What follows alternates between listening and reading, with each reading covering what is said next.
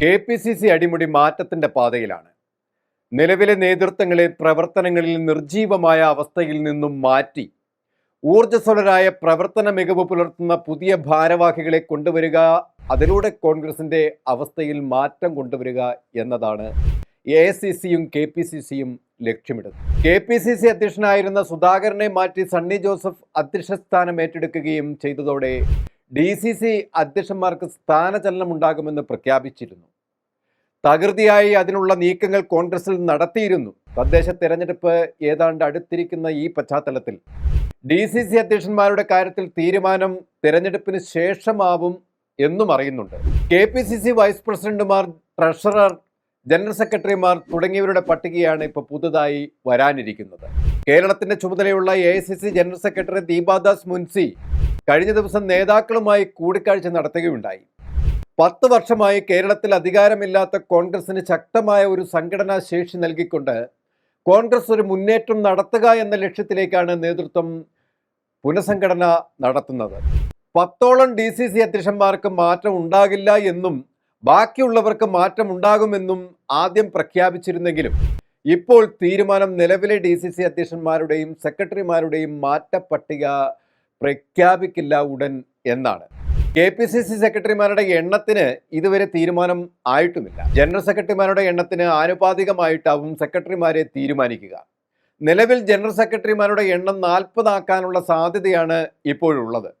Jumbo പട്ടിക വേണ്ട എന്ന തീരുമാനമാണ് ഭൂരിഭാഗം നേതാക്കളും മുന്നോട്ട് വയ്ക്കുന്നത്. സംഘടനാശേഷിയും പ്രവർത്തന മികവുമുള്ളവരെ നിയമിക്കണം എന്നതാണ് AICCയുടെ നിർദ്ദേശം.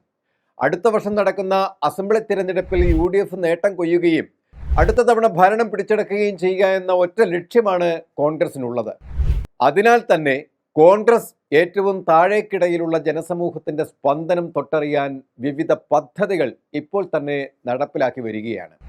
യുവാക്കളെയും വനിതകളെയും വൃദ്ധരെയും അടക്കമുള്ളവരെ നേരിട്ട് സന്ദർശിച്ച് കോൺഗ്രസ് പ്രവർത്തനം നേരിട്ട് വ്യാപിപ്പിക്കാനാണ് ശ്രമിക്കുന്നത്. അതുകൊണ്ടാണ് പുനഃസംഘടനാ വിഷയത്തിൽ യുവാക്കളെയും പരിചയസമ്പന്നരായ പ്രവർത്തന മികവുള്ളവരെയും കൂടുതലായി പരിഗണിക്കുക. വൈസ് പ്രസിഡന്റുമാരുടെ എണ്ണത്തിലും വ്യത്യാസം വരാനാണ് സാധ്യതയുള്ളത്. നിലവിൽ 4 വൈസ് പ്രസിഡന്റുമാരാണ് ഉള്ളത്. 3 മുതൽ 5 വരെ ഇനി വർദ്ധിപ്പിക്കാനാണ് സാധ്യത. സംസ്ഥാന ലെവലിൽ വരുന്ന തീരുമാനങ്ങൾ AICCയുടെ അംഗീകാരത്തോടെയാവും നടപ്പിൽ വരുത്തുക. പട്ടികയിൽ അവസരങ്ങൾ വരാതെ ഇരിക്കാനുള്ള ശ്രമമാണ് നേതൃത്വങ്ങൾ നോക്കുന്നത്. ദീപാദാസ് മുൻസി അതിനുവേണ്ടി നേതാക്കളുമായി നിരന്തരം ആശയവിനിമയം നടത്തുന്നുമുണ്ട്.